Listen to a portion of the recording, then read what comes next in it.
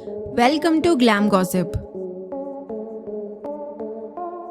Prince Mahesh को हम महेश बाबू के नाम से जानते हैं और उन्हें इंडिया में बहुत ज्यादा पसंद किया जाता है उनकी मूवीज की वजह से। साउथ इंडियन फिल्म इंडस्ट्री के वो one of the highest film actors की लिस्ट में शामिल है। और आज के इस वीडियो में हम महेश बाबू के बारे में बात करने वाले हैं और उनकी जिंदगी से जुड़े अननोन और इंटरेस्टिंग फैक्ट्स के बारे में जानने वाले हैं, जैसे वो क्यों बॉलीवुड में काम नहीं करना चाहते और उन्हें king of foreign box office क्यों कहा जाता है। ये वीडियो बहुत ही मेहनत के साथ बनाया गया है, तो आप सभी से रिक्वेस्ट है कि इस वीडियो को लाइक करके आप चैनल को सब्सक्राइब जरूर करें। महेश बाबू का पूरा नाम घटामनानी महेश बाबू है और उन्हें प्रिंस ऑफ टॉलीवुड के नाम से भी जाना जाता है। उनका जन्म 9 अगस्त 1975 को मद्रास में हुआ था, पर उनका ज्यादातर बचपन चेन्नई में बीता, जहां वो अपनी दादी माँ के साथ रहा करते थे। महेश बाबू को प्रिंस महेश नाम से भी जाना जाता है और वो इसलिए क्योंकि वो तेलुगु सिनेमा के वेटरन एक्टर सुपरस्टार कृष्ण के बेटे हैं। इसी वजह से महेश बाबू ने बहुत ही छोटी उम्र से इस इंडस्ट्री में करियर बनाना शुरू कर दिया था और उनके फादर 350 से ज्यादा मूवीज में काम करने के अलावा डायरेक्शन और प्रोडक्शन में भी काम कर चुके हैं। यानी उनके फादर हमेशा से ही तेलुगु सिनेमा के सुपरस्टार रहे, पर अपने बच्चों को उन्होंने इस चमचमाती दुनिया से बिल्कुल अलग रखा। यहाँ तक कि उनके स्कूल में उनके फादर ने अपना नाम भी गलत बताकर रखा था।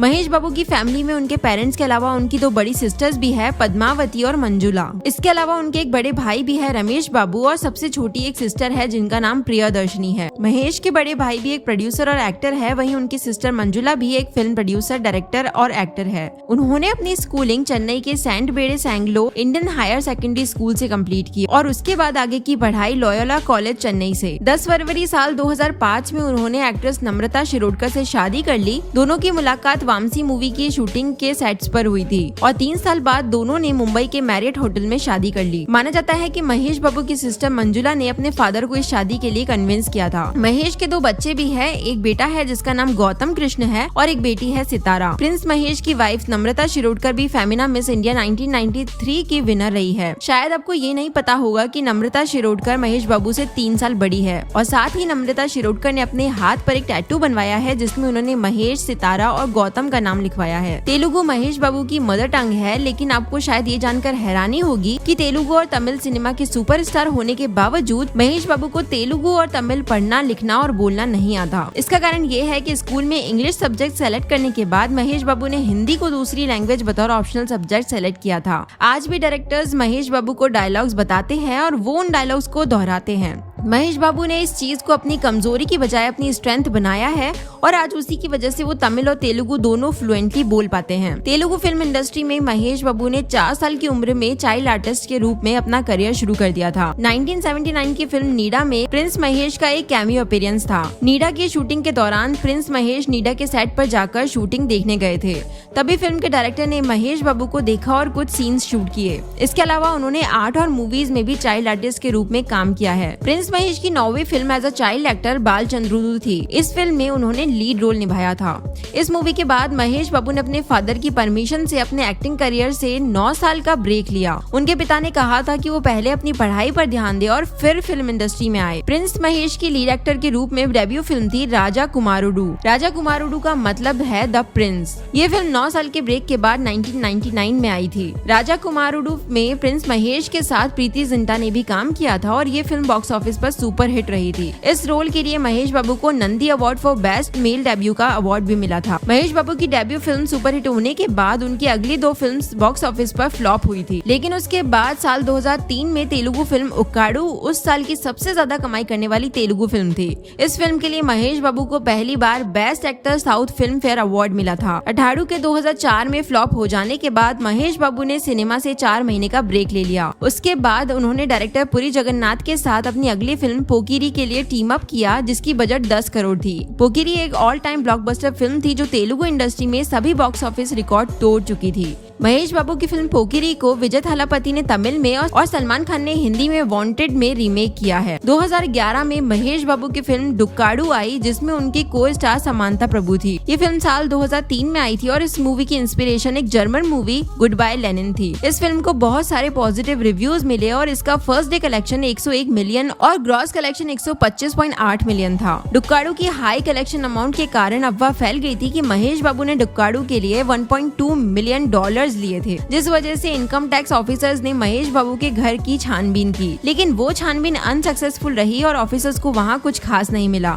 महेश बाबू की पर्सनैलिटी ही इतनी चार्मिंग है कि उन्हें फिल्म्स के लिए शर्टलेस होना पसंद नहीं है। एक बार जब उन्हें अपनी फिल्म डुक्काड़ू में एक सीन के लिए शर्टलेस होने के लिए कहा गया था तो उन्होंने मना कर दिया था। महेश बाबू चाहते हैं कि उनकी ऑडियंस उनके टोन और बॉडी से ज्यादा उनके एक्टिंग और मैसेज को पसंद करे। सिर्फ और सिर्फ नैनो कड़ीन ही एक ऐसी फिल्म है जिसमें महेश बाबू कुछ टाइम के लिए शर्टलेस देखने को मिले थे। एक्ट्रेस कृति सेनन ने अपने बॉलीवुड डेब्यू से पहले तेलुगु सिनेमा इंडस्ट्री में डेब्यू किया था और महेश बाबू के साथ नैनो कड़ीन उनकी फर्स्ट मूवी रही। इस मूवी में महेश बाबू के बचपन का रोल उनके बेटे गौतम ने निभाया था। इस फिल्म में उनका नाम गौतम था, यानी ये मूवी कृति सेनन के साथ उनके बेटे की भी डेब्यू फिल्म थी। महेश बाबू का नाम काइंड नेचर के सेलिब्रिटीज में से आता रहा है। वो सिर्फ फिल्म्स में ही एक्टिव नहीं है बल्कि चैरिटी वर्क्स में भी बहुत एक्टिव रहते हैं। 2014 में महेश बाबू ने 2 करोड़ रुपए सीएम रिलीफ फंड को डोनेट किए थे और सिर्फ इतना ही नहीं, महेश बाबू ने आंध्र प्रदेश और तेलंगाना के गाँव को भी अडॉप्ट किया है। महेश बाबू अपने चैरिटी वर्क्स को छुपाना पसंद करते हैं, फिर भी मैं आपको ये बता दूं कि महेश बाबू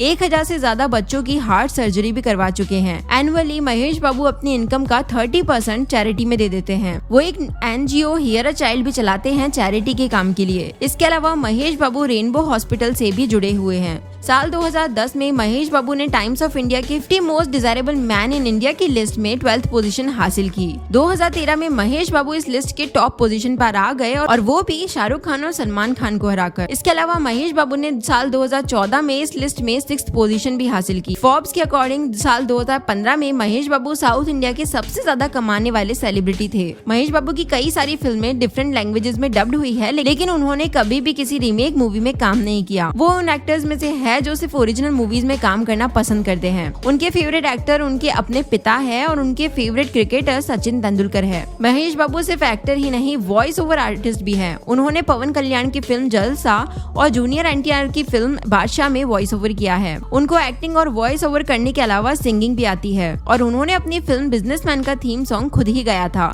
अगर आपने वो गाना सुना है तो कमेंट में ये जरूर बताइए कि आपको वो गाना कैसा लगा। जब महेश बाबू से एक इंटरव्यू में पूछा गया कि उनकी जिंदगी का कौन सा पल है जो वो कभी नहीं भूल सकते, तब उनका जवाब था मुरारी मूवी का फर्स्ट डे फर्स्ट शो। इस मूवी का फर्स्ट शो देखने के लिए महेश बाबू अपने पिता के साथ सुदर्शन थिएटर गए थे।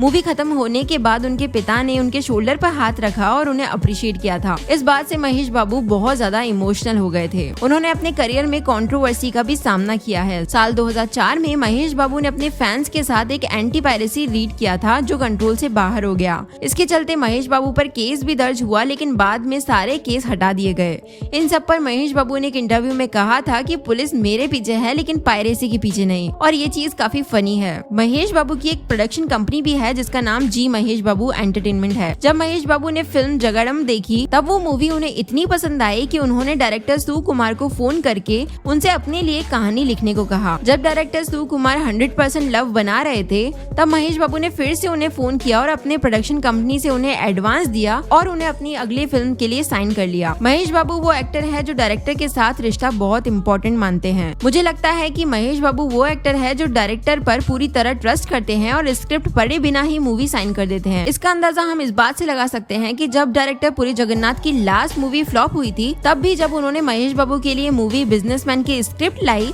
तब उन्होंने स्क्रिप्ट पढ़े बिना ही हाँ कर दिया। बाद में महेश बाबू ने एक इंटरव्यू में बताया कि उन्होंने इस मूवी की पूरी स्क्रिप्ट शूटिंग के 15 दिन बाद सुनी थी। मूवीज और प्रोडक्शन के अलावा महेश बाबू की अर्निंग सोर्सेज में ब्रांड एंडोर्समेंट भी शामिल है। उनके ब्रांड एंडोर्समेंट डील्स इंडस्ट्री में सबसे ज्यादा माने जाते हैं। उनकी अब तक लगभग 22 मूवीज हिंदी में डब्ड हो चुकी है। यही वजह है कि महेश बाबू सिर्फ साउथ इंडियन एक्टर नहीं बल्कि एक पैन इंडियन एक्टर है और उनकी हिंदी स्पीकिंग ऑडियंसेस भी बहुत ज्यादा पॉपुलर है और हम सब उनकी मूवीज का बेसब्री से इंतजार करते हैं। हिंदी स्पीकिंग फैन बेस होने के बावजूद जब महेश बाबू से पूछा गया कि क्या वो बॉलीवुड में आना चाहेंगे तो उनका जवाब था कि वो एक्टिंग कर रहे हैं, वो तेलुगु इंडस्ट्री में ही मूवीज करेंगे और तेलुगु इंडस्ट्री को ही ऊंचाइयों तक ले जाना चाहेंगे। लेकिन हाल ही में महेश बाबू ने अपने स्टैंड को सॉर्ट आउट करते हुए ये कहा कि अगर उन्हें अच्छी स्क्रिप्ट मिलती है तो वो बॉलीवुड मूवी को मना नहीं करेंगे।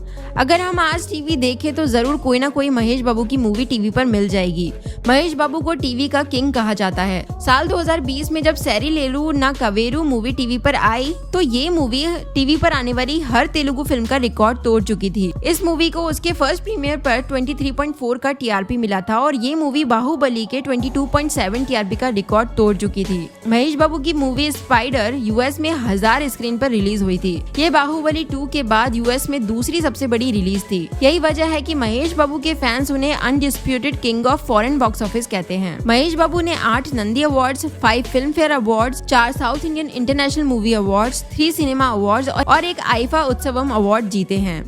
महेश बाबू ने एक इंटरव्यू में क्लियर कर दिया था कि वो पार्टी गाय नहीं है। उन्हें शूटिंग खत्म करने के बाद घर जाके अपने फैमिली के साथ टाइम स्पेंड करना पसंद है और उनका वैक्स स्टैचू लंदन में बनाया गया है। 25 मार्च 2019 को ये स्टैचू AMB सिनेमाज हैदराबाद में रिवील हुई थी और आज हम इस स्टैचू को सिंगापुर के मैडम रिजॉर्ट्स में देख सकते हैं। मैं उम्मीद करती हूँ कि आपको ये महेश बाबू की लाइफ स्टोरी वीडियो पसंद आई होगी, तो कमेंट सेक्शन में ये जरूर बताएं कि आपको ये वीडियो कैसा लगा और अपनी नेक्स्ट सेलिब्रिटी रिक्वेस्ट लिखना ना भूले। ऐसे ही और इंटरेस्टिंग वीडियोस के लिए मेरे चैनल को सब्सक्राइब जरूर करें और सारे अपडेट्स के लिए अभी बेल आइकन को हिट जरूर करें। Thank you so much for watching. Bye.